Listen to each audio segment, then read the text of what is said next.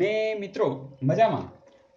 મિત્રો તમે 10મા ધોરણની અંદર માર્ચ 2013 ની અંદર પૂછાયેલા પ્રશ્નો જોઈ રહ્યા છે. એમાં એક દ્વિઘાત સમીકરણ પર આધારિત એક સમીકરણ આપ્યું છે કે ભાઈ આ સમીકરણની અંદર વિવેચકનું મૂલ્ય કેટલું.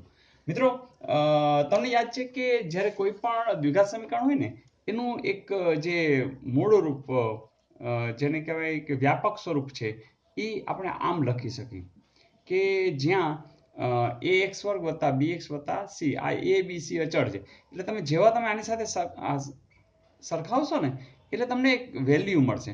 શું મળે કે ભાઈ a બરાબર તો કે 5 છે, b બરાબર તો જોવો જોઈએ -6 છે અને c બરાબર તો કે 1 છે. હવે આવું શું કામ? તો કે ભાઈ વિવેચકને તમે ડેલ્ટા કયો અથવા તો d કયો તો એનું એક સૂત્ર છે b વર્ગ ઓછા 4ac આવું સૂત્ર છે. તો હવે શું કરશું તો કે b વર્ગ એટલે તો કે -6 નો વર્ગ ઓછા 4 a એટલે 5 અને c એટલે 1.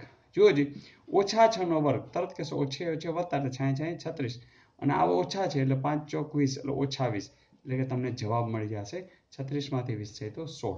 તો આ છે એ વિવેચક કહેવાય અને વિવેચકના આધારે પછી એના ઉકેલ કેવા છે એ તમે જરૂરથી કહી શકશો. અહીંયા તમને ખબર છે કે ધન મળે તો r માં ઉકેલ હોય અને ઋણ હોય તો r માં ઉકેલ નથી. તો અહીંયા ધન મળ્યું છે, r માં ઉકેલ છે. આ સિવાય પણ ડિટેલમાં આપણે જોશું. તો અહીંયા જવાબ આવશે 16. જોઈએ નેક્સ્ટ. મિત્રો અહીં તમને જે હમણાં વાત થઈ એનું જ અનુસંધાને આ પૂછાયેલું છે. 1 માર્ક રોકડો જ છે કારણ કે અહીંયા તમને ચોખવટ કરવામાં આવી છે કે ડી એટલે શું છે એ તમને ખબર છે. ડી એટલે વિવેચક છે. તો અહીંયા જો ખાલી જગ્યા હોય તો દ્વિઘાત સમીકરણને વાસ્તવિક ઉકેલ ન હોય એટલે કે r એટલે રિયલ નંબર્સ એમાં ઉકેલ ન હોય તો એની વાત હમણાં જ આપણે કરી હતી કે ડી છે એ ઋણ હોય ત્યારે એની અંદર ઉકેલ મળતો નથી. જો અહીંયા 0 છે, 0 થી ડી મોટો છે એટલે ધન છે. હા, ડી છે 0 થી નાનો છે તો આ જગ્યાએ વાસ્તવિક ઉકેલ મળતો હોતો નથી. તો મિત્રો આ તમને યાદ છે? બસ એક વખત યાદ છે, અગાઉ નહોતું કંઈ વાંધો નહીં, આજે યાદ રહી ગયું છે, અત્યારે યાદ રહી ગયું છે.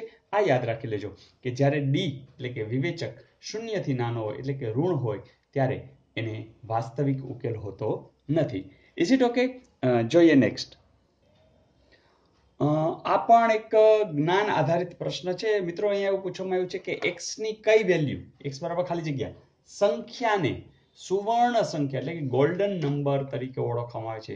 મિત્રો આ તમને અત્યાર સુધી યાદ ન હોય તો કંઈ વાંધો નહીં, આજે આપણે આ નંબર એક યાદ રાખી લેશું કે જે 1 વત્તા વર્ગમૂળમાં 5 છેદમાં 2 આ જે સંખ્યા છે ને એને સુવર્ણ સંખ્યા અથવા તો એને ગોલ્ડન નંબર એવું કહેવાય છે.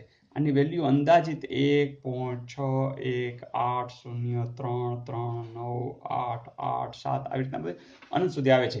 પણ એમાં આપણે પડતા નથી. આપણે યાદ રાખશું કે આ સંખ્યા ગોલ્ડન નંબર છે, સુવર્ણ સંખ્યા છે. આના વિશે ડિટેલમાં નિરાતે સમય મળશે ત્યારે કામ કરશું. પણ મિત્રો આ બધું યાદ રાખજો. આ માર્ચ 2013માં પૂછાયેલું હતું. એવું બની શકે તમારા લક જોર કરતા હોય બીજી વાર પણ પૂછાય અને જો તમે સરકારી જોબની તૈયારી કરો છો એમાં પણ પૂછી શકાય છે. તો મિત્રો બસ આવું નવું રોજ શીખતા જઈશું, રોજ આનંદથી કામ કરતા રહીશું. અને હા મિત્રો તમારી કોમેન્ટ્સને આધારે મને પણ ખ્યાલ આવતો જાય છે કે તમે લોકો ખૂબ સારી રીતે હૃદયપૂર્વક કામને ઉપાડ્યું છે, સાથે રહી અને બધા વિડીયોઝ જોઈ રહ્યા છો અને ખરેખર માણી રહ્યા છો. તો તમારી કોમેન્ટ્સ એ મારો પણ ઉત્સાહ વધારે છે અને હું પણ તમારા માટે હજી કેટલા બધા જુદા જુદા વિડીયોઝ અચૂકથી મૂકવાનો છું. બસ તમે જોડાયેલા રહેજો અને અન્યને જોડતા રહેજો. તો મિત્રો કાલે વધુ તૈયારી સાથે મિલતે હૈ બ્રેક કે બાદ. All the best.